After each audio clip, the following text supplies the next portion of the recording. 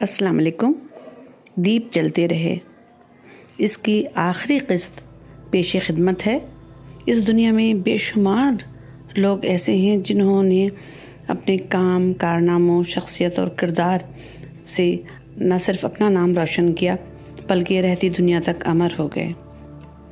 ایسے لوگ جو اپنے دور میں مشہور ہوتے ہیں ان کے بے شمار مداح ہوتے ہیں۔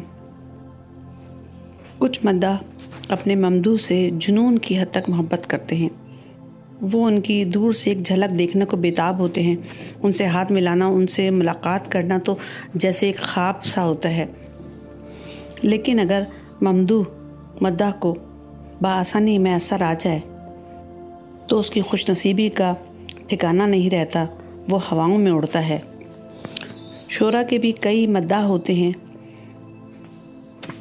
احمد نوید کے کلام کی گونج بھی دنیا بھر میں ہے۔ جہاں جہاں اردو بولی اور سمجھی جاتی ہے وہاں پر احمد نوید کے کلام کو سراہا جاتا ہے۔ ان کے بہت سارے خاموش مداح بھی ہیں۔ میری اور احمد کی زندگی ہمارے دوستوں کے سامنے کھلی کتاب کی طرح ہے۔ احمد کے متنوع مزاج سے سبھی دوست اور رشتہ دار واقف ہیں، مگر یہ بھی ہے کہ احمد کے غصے، کبھی کبھی بدتمیزی کے باوجود سبھی احمد نوید کی عمدہ شخصیت، اخلاق، انکساری اور شاعری کو سراہتے ہیں۔ جونیئر شعراء ان کا بے حد احترام کرتے ہیں۔ کورونا کے دنوں میں سبھی مقید تھے۔ اسی زمانے میں احمد نوید کا تعلق ایک ایسے گھرانے سے جڑا جو ان کا شدید مداح تھا۔ اس گھرانے کا بچہ بچہ ان کا عقیدت مند۔ احمد جو خود ایک بھرے پورے گھرانے کے فرد تھے، مگر آہستہ آہستہ سوائے ایک بھائی کے سبھی ملک عدم روانہ ہوئے۔ اپنوں کی محبت کو ترسے ہوئے آدمی نے ان کی محبت اور عقیدت کو دل سے قبول کیا۔ اس گھرانے کے افراد سے ہماری بھی بڑی اچھی دعا سلام تھی۔ اس گھرانے کی ایک محترم خاتون کی عقیدت و محبت سوا تھی۔ ہم یہاں ان خاتون کا نام کلثوم فرض کر لیتے ہیں۔ وہ احمد کو اپنے والد کی جگہ سمجھتی تھی۔ ہمارے محبوب شاعر اور اکلوتے میاں اپنا زیادہ وقت آن لائن ان کے ساتھ بتانے لگے۔ ہمیں بھی کچھ فراغت کے لمحات میسر آئے، لیکن پچھلے ایک ماہ سے ہمارے شاعر کو ہماری پوسٹ اور تحاریر میں خامیاں نظر آنے لگیں۔ اب ہم عامیانہ لکھنے لگے تھے، ہمارے کھانے بد ذائقہ ہونے لگے تھے، اور پوسٹ اور تحاریر تو ظاہر ہے انہیں وہ خاتون پڑھ کر اپنے لہجے میں ہی سناتی تھیں جو انہیں ہم سے برگشتہ کر رہی تھیں۔ ہمارے میاں آئی ٹی کی ہر قسم سے نابلد ہیں۔ فون نمبر تک سیو کرنا نہیں آتا۔ فیس بک وغیرہ تو آگے کی چیز ہیں۔ کائنات میں کافی حد تک سکون اس وجہ سے بھی ہے۔ خرابیاں دیکھنے کو کسی اینک کی ضرورت نہیں، وہ ساری ہمیں بدرجہ اتم موجود ہیں۔ لیکن بچوں کو باپ کی حد سے بڑھی ہوئی شاعرانہ عظمت اور ہماری خامیاں کم ہی نظر آتی ہیں۔ اس لیے ایک روز انہوں نے اپنی ماں سے ان کی بڑھتی ہوئی بدسلوکی پر جواب طلبی کی۔ اس سب کا سبب ان کا موبائل فون قرار دیا، جس میں زیادہ تر ویڈیو کال پر بات ہوتی تھی اور کلثوم کا چوکھٹا ہر وقت اسکرین پر سجا رہتا تھا۔ اس پر موصوف بچوں پر دشنام ترازی اور دست درازی کے بعد گھر سے چلے گئے۔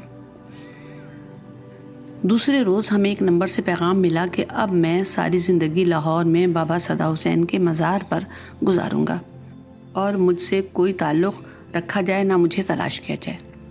ہم نے فوراً اسی نمبر پر رابطے کی کوشش کی، لیکن فون ریسیو نہیں کیا گیا۔ ہم نے اس نمبر پر ڈھیروں میسج کیے مگر کوئی رپلائی نہیں آیا۔ ہم نے ان کے ایک شدید مداح ہادی کو فون کر کے ساری صورتحال بتائی۔ اس نے کہا میر صاحب 6 بجے صبح اس کے گھر اضطرابی کیفیت میں پہنچے تھے اور بتایا کہ بچوں نے ان پر ہاتھ اٹھایا تھا۔ ہم نے کہا آج کل انجیکشن دستیاب نہیں ہو رہا تھا، جنونی کیفیت میں بات بڑھا چڑھا کر پیش کر رہے ہیں اور بہت زیادہ حساس ہو رہے ہیں، اسی لیے گھر سے بھی گئے ہیں۔ لیکن اسے ہماری بات کا یقین نہیں آیا۔ اس نے اتنا کہا کہ اس نے کچھ پیسے دے کر انہیں روانہ کر دیا تھا۔ ہم اکثر رات کو مختلف اوقات میں اس مخصوص ڈھابے پر چھاپا مارا کرتے جہاں ہی بیٹھا کرتے تھے۔ قریبی جاننے والے ان کی موجودگی کے بارے میں مختلف اطلاعات دیتے۔ دوسرے روز ان کے کراچی میں ہی مختلف جگہوں پر دیکھے جانے کی اطلاع ملی۔ ہم نے ہادی سے استفسار کیا تو جواب ملا وہ روحانی شخصیت ہیں، ایک وقت میں مختلف جگہوں پر دیکھے جا سکتے ہیں۔ ہم نے کلثوم کی بہن کو بھی فون کر کے احمد کی گمشدگی کا بتایا، انہوں نے بھی لا علمی کا اظہار کیا۔ بعد میں معلوم ہوا کہ ان کے چند مداحوں اور اس شدید مداح گھرانے کے ایک ایک فرد کو اور ہادی کو بھی ان کے مقام کا علم تھا، لیکن وہ سب احمد نوید کو مظلوم جان کر ہمیں بھٹکا رہے تھے۔ ہم کیونکہ 30 سالوں سے ان کی سیمابی اضطراری و اضطرابی کیفیت سے آگاہ اور براہ راست اولین متاثرین میں سے ہیں، اس لیے پریشانی خطرناک حد تک بڑھ گئی، اور کراچی میں کسی نے مختلف جگہوں پر دیکھے جانے کا بتایا تو خود تلاش میں سرگرداں ہو گئے۔ بچے باپ کے اس بچکانہ رد عمل پر سخت خفا تھے، کیونکہ اس عرصے میں کسی بھی جھگڑے میں انہوں نے کبھی یہ حرکت نہ کی تھی۔ چھوٹے اور بڑے بیٹے کا کہنا یہی تھا کہ وہ خود گئے آ جائیں گے، لیکن منجلا والا میری ذہنی کیفیت دیکھ کر مسلسل انہیں تلاش کر رہا تھا۔ چھٹے روز جب ہماری اعصابی اور جسمانی تھکن نے ہمیں تقریباً مفلوج اور ان کی بازیابی سے مایوس کر دیا تھا، کسی نے بتایا کہ انہیں جعفر طیار میں دیکھا گیا ہے۔ ہم سویرے ہی بچوں کو سوتا چھوڑ کر جعفر طیار چلے گئے۔ اس روز 4 اکتوبر تھی، احمد کی سالگرہ والا دن۔ میں رہ کر یہی خیال آ رہا تھا کہ کلثوم کو ضرور معلوم ہوگا کہ احمد نوید کہاں ہیں، لیکن کلثوم تو ہمیں بلاک کر چکی تھی۔ ہم نے کلثوم کی بہن کو فون کیا، ہم نے اسے کہا کہ آج احمد کی برتھ ڈے ہے، کلثوم کو معلوم ہوگا کہ احمد کہاں ہیں کیونکہ وہ ان کی دوست ہے۔ اس نے کہا کہ نہیں، ہمیں کچھ نہیں معلوم۔ ہاں، احمد نوید نے ایک دن ہمیں فون کر کے بہت پہلے بتایا تھا کہ وہ لاہور جائیں گے، اور وہ لاہور ہی گئے ہوں گے، آپ پریشان نہ ہوں۔ میں نے کہا کہ میں نے کلثوم کو فون کر کے کچھ سخت و سست سنائی تھی، ہو سکتا ہے کہ کلثوم ناراض ہو گئی ہو مجھ سے، میں اس سے معافی مانگتی ہوں۔ خدا کے لیے آپ احمد نوید کو بھیجتے ہیں، آج ان کی برتھ ڈے ہے، ہم سب مل کر برتھ ڈے منائیں گے۔ لیکن کلثوم کی بہن مجھے یہی تسلیاں دیتی رہی کہ ہمیں پریشان ہونے کی ضرورت نہیں، اور وہ لاہور میں ہے۔ ہمیں حیرت تھی کہ اگر وہ لاہور جاتے تو ہمیں کہیں نہ کہیں سے پتہ چل جاتا۔ بہرحال اس کے کہنے پر ہم نے وہیں بیٹھے بیٹھے پتہ نہیں کتنے لوگوں کو فون کر دیا لاہور میں۔ سبھی پریشان ہو گئے اور ہم یہی نہیں چاہتے تھے۔ جعفر طیار کی گلیوں میں بھٹکنے کے بعد ہم نے اپنے شاگرد جوہر مہدی کو فون کیا۔ ہماری ذہنی اور جسمانی حالت دگرگوں تھی۔ الہام کے او لیولز کے امتحانات ہو رہے تھے، اس لیے بڑی مشکل سے خود کو سنبھالا ہوا تھا۔ جوہر ہمیں زبردستی اپنے گھر لے گیا، کھانا کھلایا۔ اس کی بیوی جویریہ بھی ہماری حالت دیکھ رہی تھی۔ واپسی پر جوہر مہدی نے بسد اصرار ہمیں گھر ڈراپ کیا اور ہمارے ساتھ گھر کے اندر آیا۔ رامش نے شدید ناراضی کا اظہار کیا کہ ہم کیوں گھر سے اکیلے انہیں ڈھونڈنے کے لیے نکلے۔ باپ کی اس بچکانہ حرکت اور ہماری حالت پر اپنے باپ سے بہت زیادہ خفا تھے، مگر ہمیں بہت سارے اوہام تھے جن کا ہم بچوں سے اظہار کر کے انہیں پریشان نہیں کرنا چاہتے تھے۔ اچانک ایک خیال ہمیں آیا اور ہم نے محترمہ کے بھائی کو فون کر دیا۔ کلثوم کا بھائی ایک متوازن شخصیت کا حامل ہے۔ اس کا یہ قصور تھا کہ اس نے اپنے گھرانے سے احمد نوید کا تعارف کروایا تھا۔ اس معصوم کا تا زندگی ہمارے گھرانے پر احسان رہے گا کہ اس نے میسج کیا کہ ان دنوں ان کی بہن آئی ہوئی تھی، بہن نے میر صاحب کو لاہور کے لیے ایئرپورٹ چھوڑا تھا۔ ہم نے کہا ہمیں ٹکٹ کی رسید بھیجیں۔ کہا گیا کہ ان کی بہن ایئرپورٹ چھوڑ کر چلی آئی تھی، مزید کچھ نہیں معلوم۔ ہماری چھٹی حص ٹھیک تھی۔ ہم نے کہا ہمیں تو پولیس میں رپورٹ لکھوانی ہوگی، کیونکہ آپ کی بہن وہ فرد ہیں جن سے احمد کے بارے میں کچھ پتہ چل سکتا ہے۔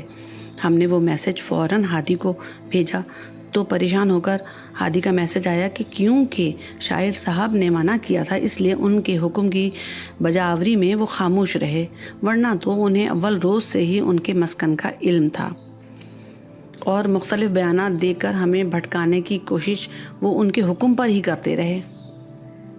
پھر اس نے بھی بیان بدلا کہ آنٹی آپ پریشان نہ ہوں، اب وہ اسلام آباد میں ہیں، اور واقعی وہ اسلام آباد میں کلثوم کے گھر ہی تھے۔ اتنے دن گزرنے پر احمد کی اضطرابی کیفیت جنون کو چھونے لگی، کیونکہ انجیکشن لگنے کی تاریخ بہت زیادہ آگے ہو چکی تھی. ان کے چیخنے چلانے سے اب گھر بھر پریشان رہنے لگا تھا. اور پھر جب ہماری جانب سے پولیس کی دھمکی ملی، اس پر انہوں نے اپنی عقیدت کو کچھ دیر کے لیے بالائے طاق رکھا. ہمارے پاس کلثوم کا میسج آیا، فلاں نمبر پر جب چاہیں ہم شاعر صاحب سے بات کر سکتے ہیں. اور انہوں نے ہم سے معافی مانگی کہ کیونکہ شاعر صاحب کا حکم تھا اس لیے ہمیں لا علم رکھا گیا. محترمہ کے میاں نے بھی بوکھلا کر وائس میسج کیا اور عذر وہی کہ ہم میر صاحب کے حکم کے برخلاف کچھ نہیں کر سکتے تھے. خیر، ہمارے شاعر صاحب نے ہماری آواز سنتے ہی ٹکٹ کٹایا اور اگلے دن سراسیمہ حالت اور وحشتوں کے ہمراہ ہمارے پاس تھے. ہمیں ان کی وحشتیں بھی عزیز ہیں. سو چند دن بعد آہستہ آہستہ کیفیت معمول پر آئی. اب آپ ہی بتائیے، ایسے مداحوں کو جو ممدوح کی اضطرابی کیفیت میں دیے گئے بیان کو حکم سمجھیں اور اس کے پیاروں کو اس کی اپنے پاس موجودگی سے اس وقت آگاہ کریں جب وہ ان سے سنبھل نہ رہے ہوں، تو ایسے مداحوں کو مار دیا جائے یا چھوڑ دیا جائے؟ یہ مداح سانپ کی مانند ہوتے ہیں جو اپنے ممدوح کے گھرانے میں زہر پھیلا کر اسے اپنے پیاروں سے دور کر دیتے ہیں. دیوداس کی داسی کی طرح ہم ان سے جدائی کے گھنٹے، منٹ اور سیکنڈز کا حساب نہ لگا سکے کہ وقت تھم گیا تھا. جب گزری ساعتوں کا عنوان انتظار ٹھہرا، جب جنون کے آثار نعمت اور بھکاری کا کشکول رحمت محسوس ہوا، جب گھر کی ہر دیوار چہرہ ہو گئی، جب زندگی میں پہلی بار ڈگڈگی بجانے والے سے التجا کی کہ بچہ جمہورہ سے کہے کہ مجنوں، بھکاری، بے گناہ قیدی، لبے دم مریض، کچھ بھی بنائیو مگر کسی کو لاپتہ فرد کا وارث نہ بنائیو. سوچتے ہیں اچھا ہوا وہ 8 دن ہماری زندگی میں آئے. زندہ درگور ہونا اس محاورے کے معنی بغیر اوڑھے کہاں کھلنے تھے کہ کوئی مشورہ، نصیحت، دعا، دوا، خزاں، بہار، بچے کی ہنسی، کوئی سہانا منظر، کچھ اچھا نہیں لگتا. ڈوبتے دل کو صرف ملن کی آس تھامے رکھتی ہے. ان 8 دنوں کو 8 سطور کے بجائے 8 قسطوں میں بھی بیان کیا جا سکتا تھا.